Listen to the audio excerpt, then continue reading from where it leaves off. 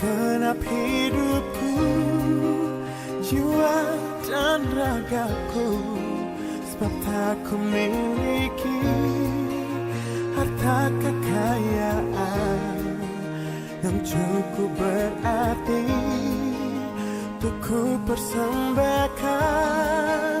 Hanya ini Tuhan permohonanku, terimalah Tuhan persembahanku.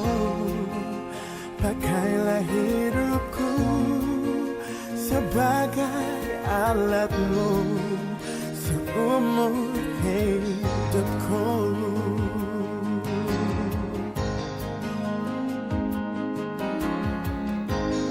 Di surga kami ucap syukur dan terima kasih kepada Engkau ya Bapa.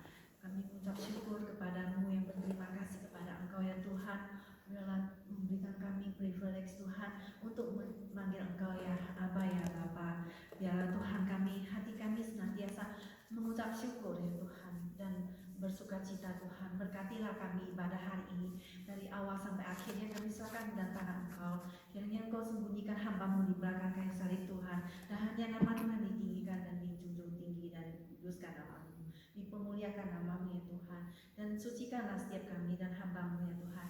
Pakailah dia yang hina-hina ini Tuhan, sembunyikan dia di belakang kayu salib Tuhan, dan berkatilah setiap kami mendengar firman-Mu, agar firman-Mu Tuhan boleh berkenan, boleh mendapatkan tempat dalam hati kami dan boleh berbuah banyak di dalam kehidupan kami sehari-hari Tuhan, dan tidak menjadi sia-sia. Dan Roh Kudus bekerja dalam hati kami Tuhan, sehingga firman Tuhan yang sudah diberitakan tidak berlalu dengan sia-sia dan akan bekerja sesuai dengan kehendak-Mu Tuhan. Di dalam nama Tuhan Yesus kami berdoa, amin. Saudara, hari ini kita akan membaca firman yang ada terdapat di dalam 1 Tesalonika pasal yang kelima, ayatnya yang ke-16 sampai 22. 1 Tesalonika pasal yang kelima, ayat 16 sampai yang ke-22.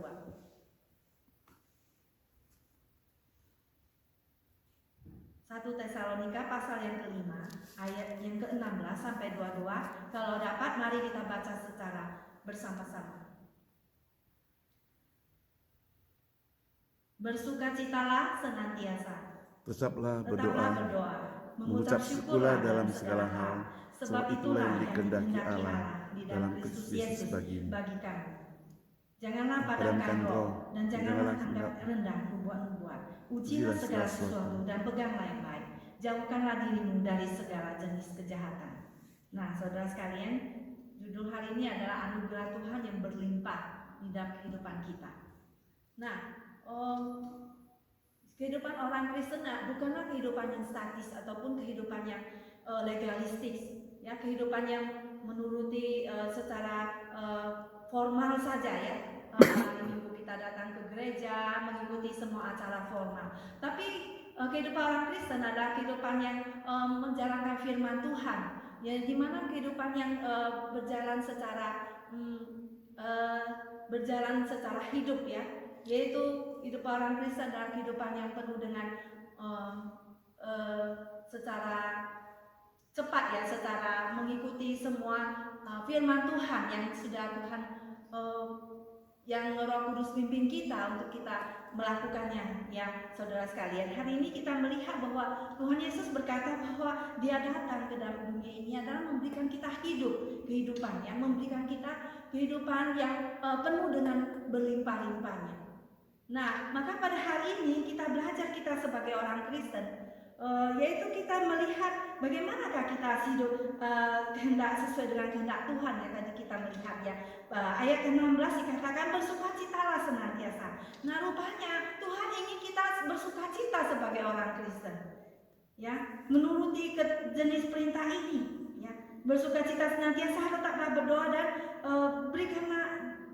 berilah terima kasih selalu melawan kehendak natural kita yang biasa kita tidak suka itu, ya. Kita menghadapi sedikit masalah kita sudah marah. Nah, itu kita melawan arus kita. Nah, sewaktu kita melakukan kehendak Tuhan, maka kita akan penuh dengan apa? Dengan sukacita, ya. Kerohanian kita itu akan bertumbuh, ya. Hubungan kita dengan Tuhan itu semakin intim, semakin dekat, seperti Musa itu ya, dekat dengan Tuhan, berhadapan muka dengan Tuhan, ya, sehingga kita itu tidak lupa ya untuk bersekutu dengan Tuhan, karena Tuhan ingin kita hidup bersekutu, bersukacita senantiasa. Nah, saudara sekalian, bagaimanakah apa yang membuat kita itu bisa bersukacita ya? Pertama-tama dikatakan bahwasanya anugerah Tuhan yang cukup bagi kita. Apa itu anugerah Tuhan? Yaitu kita diingatkan, kata Tuhan Yesus ya, remember me, Tuhan Yesus ya, pada waktu di malam terakhir memberikan pecahan roti dan tubuhnya untuk kita, yang mengingatkan kematiannya di kayu salib dan darah yang dialirkan bagi kita, dan katakan lakukanlah itu untuk mengingat aku. Jadi kita mengingat akan Tuhan Yesus, yaitu Dia yang sudah menebus kita, mati di kayu salib, memberikan sensaranya bagi kita. Yesus yang telah menyelamatkan kita ya dari dosa dan memberikan kita apa? Hidup yang kekal. Nah, itu sudah Tuhan Yesus lakukan bagi kita. Nah, itu bukan karena kita itu kudus atau kita bisa bertingkah laku atau melakukan semua kewajiban Taurat sehingga kita masuk ke surga. Ya, tidak mungkin, karena kita adalah orang berdosa. Ya kan? Karena Tuhan Yesus yang telah mengerjakannya bagi kita. Karena Efesus pasal 2 ayat 8 mengatakan bahwa kita diselamatkan bukan karena perbuatan baik yang telah kita lakukan, tapi karena apa? Kasih karunia, anugerah Tuhan yang diberikan pada kita. Maka kita patut apa? Bersukacita, karena Yesus Kristus yang membuat kita bersukacita. Nah, sukacita yang berasal dari Tuhan itu tidak bisa dibeli dengan uang, juga tidak bisa didapatkan dari dunia ini. Ya, karena Yesus berkata, apa yang kuberikan tidak diberikan oleh dunia ini. Damai sejahtera yang kuberikan itu melebihi ya yang kita dapatkan di dunia sebentar aja. Ya, pada waktu kita menghadiri pesta, kita berjalan-jalan, kita senang. Tapi pada waktu kita sendirian, kita kesepian lagi. Ya, kita mengalami kekosongan lagi. Nah, saudara sekalian, sukacita yang berasal dari dunia ini bersifat sementara, sedangkan sukacita daripada Tuhan bersifat tetap, menetap. Ibrani pasal 1 ayat 9 mengatakan, engkau mencintai keadilan dan membenci kefasikan. Sebab itu Allahmu telah mengurapi engkau dengan minyak sebagai tanda kesukaan melebihi teman-teman sekutumu. Jadi Tuhan Yesus itu dia menjalankan kebenaran dan dia membenci dosa. Yesus ya membenci kefasikan. Maka Allah mengurapi Tuhan ya mengurapi engkau dengan minyak sebagai tanda kesukaan melebihi teman-teman sekutu. Ya, jadi di sini kita melihat bahwasanya minyak kesukacitaan. Jadi minyak itu sebagai pelumas.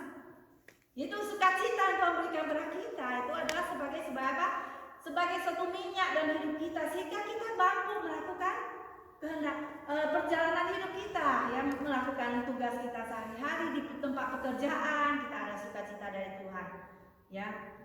Minyak kesukacitaan sebagai pelumas kesukacitaan itu.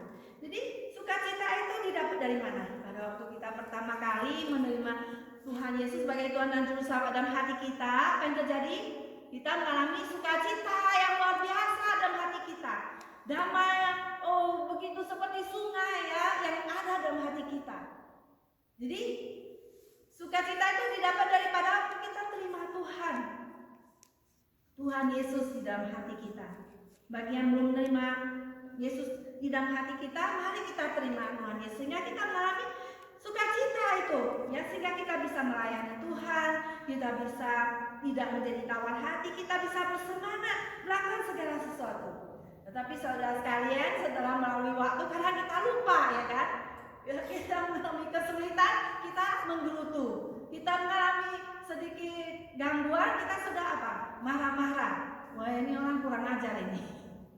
Jadi kita apa? Tidak mendapatkan berkat orang mendengarnya. Ya, bagaimana kalau kita bersyukur, puji Tuhan, ya. Begitu kita puji Tuhan langsung gugur, ya, langsung gugur kesulitan itu, langsung kita merasakan sukacita daripada Tuhan. Jadi ada sebuah lagu mengatakan, ku penuh sukacita, darah Yesus sucikan hatiku. hatiku, kasihnya, kasihnya penuhiku. Roh Tuhan menghibur hatiku. Ku mau puji, ku mau syukur, ku mau masyurkan kasih Tuhan, masyurkan sampai sampai seluruh bumi, masyurkan sampai selamanya. Jadi ku penuh sukacita. Waktu kita menyanyikan lagu sukacita, tapi hati kita, muka kita panjang-panjang, kita sukacita, tapi kita tidak bersukacita. Karena kita tidak fokus, kita kadang melihat kepada masalah. Sehingga kita kehilangan sukacita itu, ya. Dosa itu dosa membuat kita tidak happy, ya. Dikatakan ada seorang bernama Greg Laurie, pendeta, mengatakan a true believer will never be happy in sin, only happy when they are forgiven of it. Jadi seorang percaya itu tidak akan gembira di dalam dosa, ya, benar nggak? Hanya dia akan bergembira pada waktu dosanya diampuni. Jadi kita bersukacita karena dosa kita telah diampuni, ya kan? Ada sebuah lagu sekolah minggu mengatakan, aku bahagia karena Tuhan Yesus ampuni dosaku. Yesus sucikan dosaku dan buang ke laut biu, ya, buang ke laut biu, buang ke laut. Jadi Yesus itu membuang, ya, Yesus buang dosaku, ya, dan buang ke laut biu, ya kan? Waktu Andri masih kecil di sekolah minggu umur 3, dia sudah bisa nyanyi lagu ini. Yesus itu menyucikan, ya, membuang dosa kita, ya, sejauh timur dari barat, dan membuang dosa kita ke tubir laut yang paling dalam. Maka kita bersukacita, ya, karena dosa kita diampuni dan dosa kita dilupakan oleh Tuhan dan dibuang ke dalam laut sudah. Jadi kita bersukacita karena Tuhan. Nah, pasti ini di luar Tuhan nggak ada sukacita sejati. Pasti tidak bisa diberikan oleh Tuhan palsu, tidak akan mengalami sukacita orang dunia ini yang sejati yang diberikan oleh Tuhan kepada kita, ya, saudara sekalian. Mari kita saat ini mengingat kembali, ya, akan kasih Tuhan, melihat kembali kepada Tuhan, sehingga kita akan mengalami sukacita daripada Tuhan kembali, dan kita tidak dibilangi, oh kamu kenapa susah, begitu, ya. Nah, mari kita selalu berdoa. Pada waktu kita berdoa, maka Tuhan akan memberikan kita kebangunan kembali, ya. Kemudian ayat kedua dikatakan, yang kedua ayat 17, tetaplah berdoa, ya. Apa itu doa? Doa nafas hidup orang percaya, doa dalam hubungan pribadi kita kepada Tuhan. Maka dikatakan sebuah lagu, indahlah saat berdoa, lepas bebannya fana, menghadap hadirat Tuhan, isi kalbuku curahkan. Jadi doa adalah mengutarakan hati dan perasaan kita kepada Tuhan, ya. Juga merupakan keinginan kita curahkan pada Tuhan. Doa adalah menyatakan sakit hati, kekecewaan kita, ya kan? Tuhan, aku ini sakit hati loh sama orang ini. Lalu Tuhan akan mengobati luka hati kita, lalu kita sembuh kembali, ya. Nah, kalau ada yang sakit, kita berdoa kepada Tuhan, ya, maka Tuhan akan menyembuhkan kita, ya, sesuai dengan kehendak Tuhan, ya. Jadi kita berdoa pada Tuhan itu dengan perasaan hormat dan intim kepada Tuhan. Setelah kita berdoa, kita akan merasa lega, ya. Kita akan merasa lega, ya. Pukulan-pukulan berat yang menimpa kita, ya. Kadang kita bertemu dengan orang yang, ya, tadi saya bilang udah menyakiti, atau kita bicarakan kesusahan kita, ya. Katakan pada Yesus dalam doa, ya. Ya kan? Katakan pada Yesus apa yang kau alami. Sewaktu kita takut, kita berdoa, maka Tuhan memberikan kita kelepasan. Kita tidak takut lagi. Kemudian apalagi? Waktu kita ada masalah, kita berdoa, maka Tuhan memberikan kita jalan keluar, membuka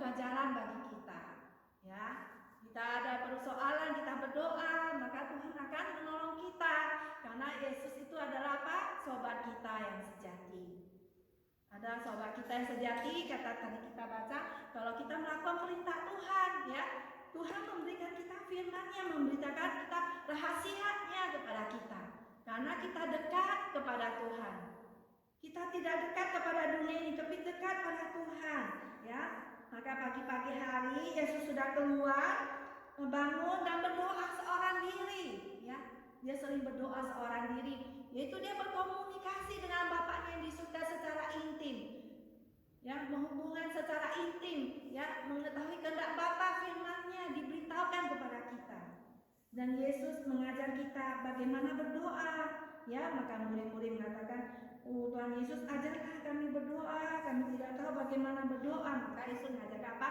Doa Bapa kami yang seperti kita doa tadi, ya, Bapa kami yang di surga, yang tatanya di mana, rumahnya di mana, di surga, ya. Dikuduskanlah namamu, dipermuliakanlah namamu, ya. Setiap orang yang manggil nama Tuhan maka harus meninggalkan kejahatan. Maka kita permuliakan nama Tuhan, ya. Jadi tujuan hidup kita apa?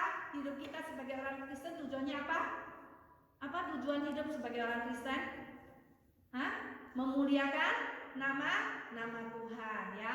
Jadi kita datang ke gereja, kita mendengar firman Tuhan, ya. Tolong kita jangan melihat cellphone, ya, karena kita tidak menghormati Tuhan. Kalau kita membaca-baca cellphone, kita harus mendengar apa? Firman Tuhan. Kita harus seperti kalau kita percuma datang ke sini untuk beribadah, mendengar firman, kita sia-sia cuma setengah jam aja, ya, kita dengar terus kita pulang nggak tahu apa yang dibicarakan. Nah, saudara sekalian, dikuduskan namamu, datanglah kerajaanmu, jadilah kehendakmu di bumi seperti di surga. Berikanlah kami pada hari ini makanan kami yang secukupnya, dan ampunilah kami akan kesalahan kami seperti kami juga mengampuni orang yang bersalah pada kami. Dan janganlah membawa kami ke dalam pencobaan, tetapi lepaskanlah kami daripada yang jahat. Karena apa? Engkau yang mempunyai kerajaan dan kuasa dan kemuliaan sampai selama-lamanya. Dan satu lagi, pada waktu kita berdoa pribadi, ya, kita harus tutup dalam apa? Dalam nama Tuhan Yesus. Karena apa? Karena Yesus itu adalah satu-satunya pengantara, ya. 1 Timotius 2:5 mengatakan, karena Allah itu esa dan esa pula, dia menjadi pengantara antara Allah dan manusia, itu manusia Kristus Yesus. Jadi kita harus melalui pengantara Tuhan Yesus baru bisa sampai pada Allah Bapa. Maka tutupnya dalam nama Tuhan Yesus kami berdoa, amin. Barulah doa kita sampai pada Allah Bapa, ya, karena Yesus adalah satu-satunya pengantara, bukan yang lain. Jadi Yesus berdoa di Taman Getsemani, ya. Apa doa Tuhan Yesus di Taman Getsemani? Apa semuanya? Bukan kehendakku tapi kehendakmu yang jadi. Jadi 3 kali Yesus berkata, ya, kalau cawan ini harus aku lalu, biarlah kehendakmu yang jadi kalau harus aku minum. Jadi seperti seorang anak kecil yang pergi ke mall, ke supermarket, bergulung-gulung nangis, ya, mau minta permen sama maminya. Jadi maminya malu karena anaknya itu apa? Nangis memaksa untuk membeli permen. Jadi apa? Terpaksa mamanya beliin kadang. Tapi kita sebagai orang Kristen, kita tidak demikian, bukan? Kita berdoa, kita minta kepada kehendak Tuhan yang jadi, seperti doa Bapa kami tadi, seperti doa Tuhan Yesus. Jadi kita sebagai orang Kristen adalah melakukan kehendak Tuhan, ya. Jadi bukan melakukan kehendak mata kita semua, kita melakukan suka-suka kita, tapi melakukan sesuai dengan kehendak Tuhan. Jadi kita itu dikasih apa itu namanya? Dikasih seatbelt, ya, apa seatbelt ini namanya, ya. Dikasih apa ini? Bel, ya. Jadi kita itu take control, ya, kita namanya menguasai diri kita sendiri, menguasai diri kita. Kata tadi, ya, kita tidak melakukan kejahatan, ya. Kita tidak terus menerus, ya, berlutut berdoa terus, tapi kita bisa mempunyai sikap berdoa setiap waktu, ya. Sikap ini kita bisa bangun atas dasar apa? Kebergantungan kita pada Tuhan. Ya, jadi kita orang Kristen nggak bisa terpisah daripada Tuhan. Hidup orang Kristiani, kita harus bergantung, ya, bergantung penuh kepada Tuhan, seperti ranting dengan apa? Dengan pohon, ya. Kita nggak bisa hidup sendiri-sendiri, tapi kita orang Kristen itu ada hidup, ya, bersatu dengan Kita di dalam Tuhan dan Tuhan di dalam kita, sehingga kita bisa melakukan semuanya yang Tuhan ingin kita lakukan.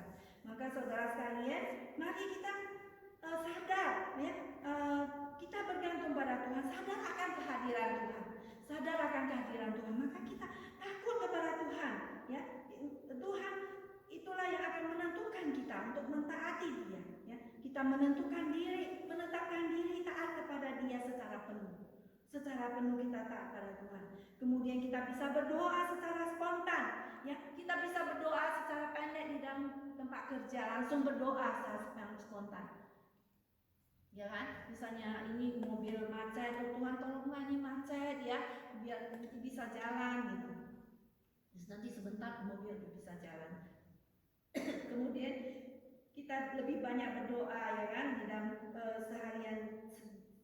sehari-hari kita. Tapi kita juga jangan lupa untuk menetapkan waktu yang khusus untuk berdoa seorang diri ya. Seperti kakak saya, dia suka berdoa sendirian lama ya. Menetapkan ya, kalau saya sore hari ya, bangun pagi kita berdoa ya, Tuhan terima kasih ya Bapa dalam surga, Engkau memberikan aku masih nafas kehidupan ya. Hari ini aku masih hidup. Kita mengucapkan doa kepada Tuhan pada waktu kita bangun pagi. Demikianlah kita melihat bahwa Nabi Elia ya, dia berdoa pada Tuhan ya. Dikatakan di dalam Yakobus, dia sama dengan kita. Yakobus berkata, Elia itu berdoa kepada Tuhan supaya hujan tidak turun ya. Maka kemudian hujan tidak turun setelah dia berdoa. Setelah dia berdoa, maka hujan turun setelah 3 tahun. Itu Elia itu berdoa. Dia berdoa pada langit ya, dikatakan di sini ya, pada Yakobus 5 ayat 4 ya. Elia adalah manusia biasa, sama seperti kita, dan ia telah bersungguh-sungguh berdoa supaya hujan jangan turun, dan hujan pun tidak turun di bumi selama 3 tahun dan 6 bulan. Lalu ia berdoa pula dan langit menurunkan hujan dan bumi pun mengeluarkan buahnya. Saudara-saudaraku, jika ada di antara kamu yang menyimpang dari kebenaran dan ada yang seorang yang membuat dia berbalik, ketahuilah bahwa barang siapa membuat orang berdosa berbalik dari jalan yang sesat, ia akan menyelamatkan jiwa orang itu dari maut dan menutupi banyak dosa. Jadi kita berdoa seperti Elia ya. Doa orang benar sangat besar kuasanya. Jadi kita ada masalah, kita minta saling mendoakan ya, minta pasal doain. Ada seorang jemaat pernah bersaksi ya, itu doa pasal sangat besar kuasanya ya, didoain penyakitnya sembuh. Demikianlah kita saling mendoakan ya, sehingga kita saling mengencourage ya, satu dengan lain. Yang satu lemah kita kuatkan ya, satu orang di dalam persekutuan ada yang susah, kita kasih nasihat ya, sehingga dia dikuatkan kembali. Nah, demikianlah saudara sekalian, kita patut untuk berdoa satu dengan lain, dan patut kita selalu berdoa dan jangan give up ya. Jangan kita pernah berdoa untuk orang tua kita nggak percaya, jangan kita stres ya kan. Waduh, nggak usah berdoa lagi lah begitu. Tidak ya, dikatakan di sini tetaplah berdoa, jangan putus ya, jangan putus asa, tapi kita tetap berdoa karena Tuhan akan mendengar doa kita. Nah, saudara sekalian, kemudian yang ketiga kita melihat ya, mengucap syukurlah dalam segala hal, sebab inilah yang dikehendaki Allah di dalam Kristus Yesus bagi kamu. Nah, saudara sekalian, Tuhan tidak menyuruh kita untuk mengucap syukur untuk segala hal tidak baik untuk mengucap syukur. Tapi Tuhan ingin kita mengucap syukur di dalam segala hal.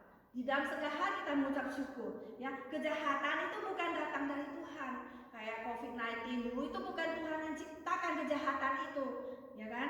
Dan kita tidak mau berterima kasih kepada kejahatan itu ya, yang menyebabkan hal-hal itu. Tetapi ketika kejahatan menghantam kita ya, kita masih tetap bisa berterima kasih kepada kehadiran Allah di tengah-tengah kita, untuk kebaikan yang Dia akan ciptakan, yang akan Dia capai untuk hidup kita. Jadi kita bersyukur di balik semuanya itu akan mendatangkan apa? Kebaikan ya. Kita lihat Roma 8 ayat 28 ya. Roma ayat 28 ya. Saya akan bacakan untuk kita semuanya. Roma 8:28, kita tahu sekarang bahwa Allah turut bekerja di dalam segala sesuatu untuk mendatangkan kebaikan bagi mereka yang mengasihi Dia, yaitu bagi mereka yang terpanggil sesuai dengan rencana Allah. Ya. Tujuan hidup kita tadi kita sebut untuk memuliakan Tuhan. Ya, sering kita lupa, tak kala kita mengalami sedikit kita sudah apa? Sudah komplain, ya kan? Komplain ini enggak enak, makanannya tidak enak, terlalu dingin, terlalu panas. Kita sudah komplain ya, udaranya dingin, nanti panas kepanasan. Kita tidak pernah apa? Mengucap syukur. Karena kita lupa ya, kita lupakan firman Tuhan. Jadi karena waktu kita komplain nama Tuhan tidak dipermuliakan, ya kan? Maka di dalam Filipi 4 ayat 13 mengatakan apa? Nah, segala perkara dapat kutanggung di dalam Dia yang memberi kekuatan kepadaku. Tuhan akan memampukan kita untuk melakukannya. Ya, Kristus ya, Dia itu adalah Tuhan Yesus yang memberi kita apa? Kekuatan. Dia akan menanggungnya. Kita akan bisa melakukannya. Jadi kita berdoa pada Tuhan ya, untuk kita mengucap syukur kepada Tuhan ya. Nah,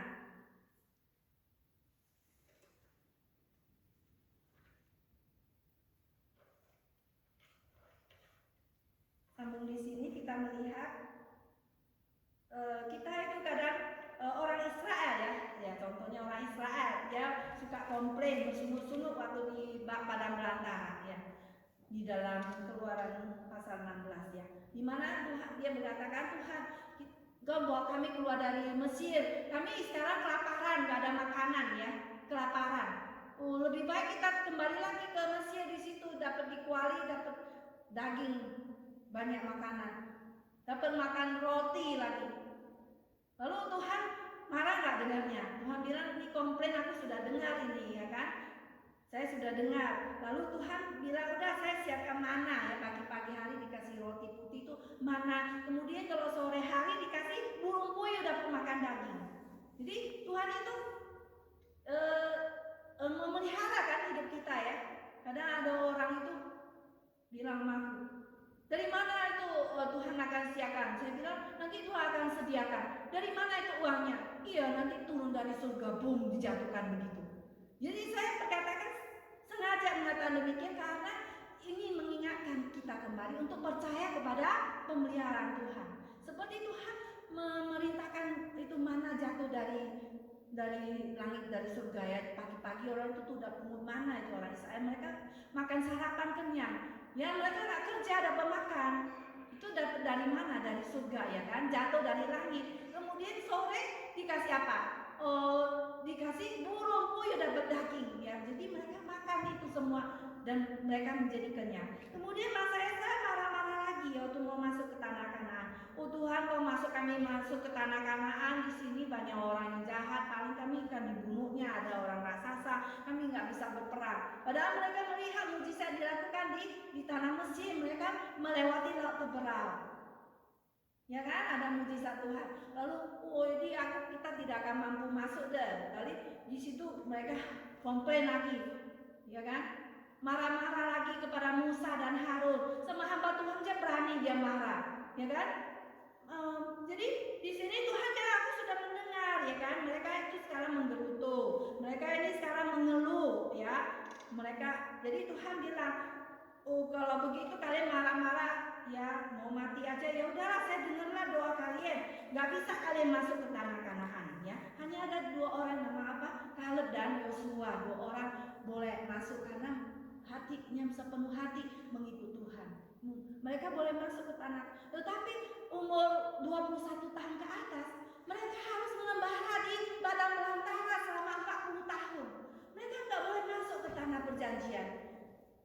40 tahun berkeliling di padang belantara, padahal itu cuma masuk itu ke Yeriko itu ya dekat. Nggak boleh masuk karena mereka mengomel. Karena mereka itu menggerutu, karena mereka itu marah-marah, tidak mengucap syukur kepada Tuhan. Maka apa? Tuhan dengar, kata aku tadi baca ya. Tuhan sudah dengar. Akhirnya mereka dihukum, mati semua tuh mayatnya berkelimpangan di padang belantara. Orang-orang tua umur 21 tahun ke atas gak boleh masuk ke tanah perjanjian. Jadi ini ketakutan ya kalau kita baca firman Tuhan ini ya. Kita sebagai orang Kristen harus hati-hati. Karena pada waktu kita komplain, kita akan dihukum oleh Tuhan. Karena waktu kita bersungguh-sungguh, kita tidak mengucap syukur, Tuhan dengar nggak? Dengar ya, Tuhan Yesus selalu tahu ya apa yang dipikirkan orang dalam hati. Jadi sudah tahu apa yang dikatakan orang ya di dalam hati. Jadi Tuhan tahu, jadi apa yang dialami, Tuhan akan menghukum ya. Jadi kita itu mengucap syukur gak kepada Tuhan, saudara sekalian? Ya, kalau ada kesulitan sedikit kita mengatakan apa? Puji Tuhan, haleluya, amin semuanya. Kalau ada hujan kita mengatakan puji Tuhan, haleluya, puji Tuhan. Maka tumbuh-tumbuhan itu hujan itu bisa menyapu bumi itu biar bersih ya. Kita harus belajar mengucapkan puji Tuhan. Sewaktu kita berkata puji Tuhan, maka Tuhan akan memberkati kita. Maka kesulitan itu akan lewat, akan menjadi berkat bagi kita. Nah, saudara sekalian, apakah kita bersyukur kepada Tuhan? Apakah kita mengucapkan terima kasih ya kepada Tuhan yang telah memberikan kita keselamatannya, yang memberikan kita pertolongannya seperti 10 orang kusta itu ya, udah disembuhkan semuanya. Hanya satu orang yang datang berterima kasih pada Tuhan Yesus. Yesus mengatakan, mana yang 9 semuanya itu? Bukankah semuanya sudah disembuhkan? Ya cuma satu orang yang datang berterima kasih kepada Tuhan. Nah, saudara sekalian, mari kita sekalian suka berterima kasih kepada Tuhan ya. Seperti pada waktu Abraham ya, dia itu berperang ya dengan orang-orang raja-raja yang bermusuhan dengan Sodom dan Gomora, di mana pada waktu itu Lot ada di sana keponaannya.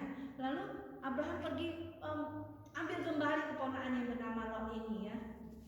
Lalu dia pergi mengutus 300 berapa itu dia punya bawahannya untuk pergi berperang. Akhirnya dia menang akhirnya diambil kembali Lotnya, bawa pulang bersama dengan jarahannya. Lot berterima kasih gak pada Abraham? Tidak ya.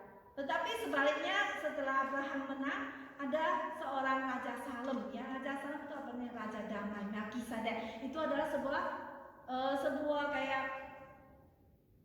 sebuah tanda akan Kristus Yesus ya, yaitu Raja Salem ini, Melkisedek ini yang datang menemui dia. Lalu Abraham memberikan dia ucapan terima kasih kepada Raja Salem ini, Raja Damai Sejahtera ini ya, yang adalah tanda daripada Tuhan Yesus Kristus itu. Lalu diberikan apa? Persembahan kepada Melkisedek, yaitu 10% diberikan yang kepada Raja Melkisedek ini. Ya saudara sekalian, yang mengucap syukur kepada Tuhan. Demikianlah saya selalu juga mengajar ya anak-anak saya ya. Kamu harus kasih perpuluhan, saya bilang. Mah banyak sekali mas, 10%. Iya dong, saya bilang, masa kamu sudah terima 90%, 10% itu untuk Tuhan. Saya bilang itu kita nggak terima semua, karena itu kita itu tidak ada hak milik, kita itu tidak ada hak ownership. Yang ada pada kita itu adalah hak pakai, karena waktu kita meninggal dunia, kita tidak bawa apa-apa kembali kepada Tuhan. Tuhan hanya percayakan kepada kita untuk mengetes kita, apakah kita itu pakai enggak untuk Tuhan. Kemudian saya juga sendiri pribadi berusaha ya, meskipun saya sebagai hamba Tuhan sejak saya muda, saya sudah menyerahkan diri menjadi hamba Tuhan secara full time. Saya mengikuti Pak Saud melayani di sini selama full time, dan saya tidak terima gaji, saya cuma ikut Pak Saud aja ya. Jadi saya berusaha apa yang dikasih Pak Saud kepada saya berikan perpuluhan pada Tuhan, dan juga misalnya dapat hadiah-hadiah atau gift, pemberian dari yang lain, saya berikan perpuluhan kepada Tuhan atau yang lain. Jadi saya hidup hanya bersandar kepada Tuhan saja ya. Jadi saya berusaha saudara sekalian untuk kita hidup untuk Tuhan ya, tidak mengikuti dunia ini. Kita tidak bersandar kepada dunia ini. Kita ikut Tuhan, saya katakan demikian bukan karena supaya nanti gajinya hamba Tuhan naik loh gitu ya.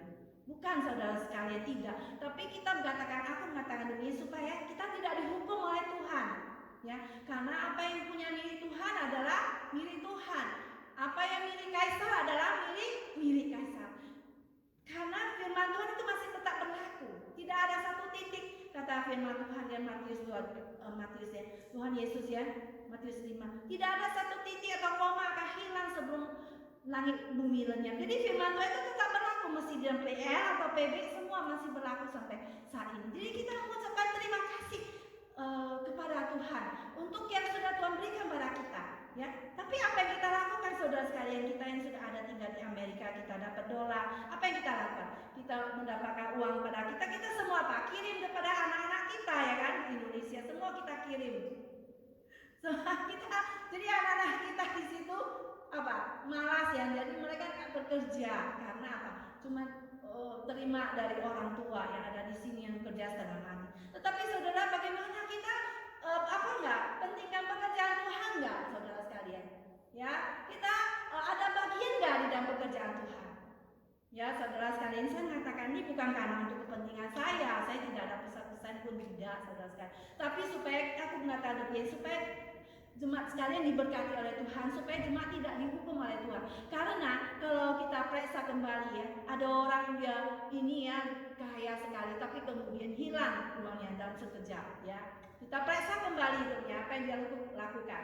Apakah dia setia kepada Tuhan ya di dalam hal kepada Tuhan ya, saudara sekalian. Apakah dia setia di dalam memberi kembali kepada Tuhan? Karena kita sudah diperingatkan oleh Tuhan, oleh firman Tuhan, maka kita juga harus setia karena Tuhan tidak pernah mengingkari janjinya dan firman Tuhan itu tidak pernah diberikan pada kita secara kosong ya. Amin. Saudara, amin semuanya. Amin. Jadi pada waktu kita mengalami kesulitan, kita mengatakan apa? Puji Tuhan. Haleluya. Amin semuanya. Amin. Mari saudara sekalian, hari ini kita dengarkan kembali ya, supaya kita selalu memuji Tuhan ya, supaya kita itu tidak suka menggerutu dan mengomel, karena juga kita harus saling menghormati satu dengan lain, juga termasuk kepada hamba Tuhan, karena firman Tuhan mengatakan bahwasanya kita harus dikatakan di sini ya, tadi di bagian sini ya, pasal 5 ini ya, ayat 12 ya. Kami minta kepadamu saudara-saudara supaya kamu menghormati mereka yang bekerja keras di antara kamu, yang memimpin kamu dalam Tuhan dan yang menegur kamu, dan supaya kamu sungguh-sungguh menjunjung mereka dalam kasih karunia, kasih karena pekerjaan mereka. Hiduplah selalu dalam damai seorang dengan lain. Nah saudara sekalian, mari kita menyanyikan satu lagu. Haleluya, haleluya, puji Tuhan. Haleluya, haleluya, haleluya, haleluya, puji Tuhan. Jessica bisa main. Haleluya, Haleluya, haleluya, haleluya, haleluya, puji Tuhan. Puji Tuhan. Puji Tuhan. Haleluya. puji Tuhan, haleluya, puji Tuhan, haleluya, puji Tuhan. Sekali lagi saudara semuanya. Haleluya, haleluya, haleluya, haleluya, puji Tuhan. Haleluya, haleluya, haleluya, haleluya, puji Tuhan. Puji Tuhan, haleluya, puji Tuhan, haleluya, puji Tuhan, haleluya, puji Jadi amin semuanya. Hari ini kita kembali ingatkan untuk selalu bersuka cita, selalu senantiasa berdoa, senantiasa ucaplah syukur dalam segala hal, karena inilah yang dikehendaki Allah di dalam Kristus Yesus bagi kamu. Ya, mari kita masuk ke dalam doa. Saya minta Pak Sa untuk tutup dalam doa. Bapa kami sudah mendengarkan firman Tuhan, biarlah Kau berkati firman Tuhan yang telah sampaikan. Kami bukan hanya mendengar, tapi kami juga menjalankannya dalam kehidupan kami sehari-hari. Berkati Ibu Susan yang telah menyampaikannya, berikan dia tubuh yang sehat dan tetap setia kepada Tuhan. Dengar doa kami dalam nama Tuhan Yesus yang berdoa. Amin.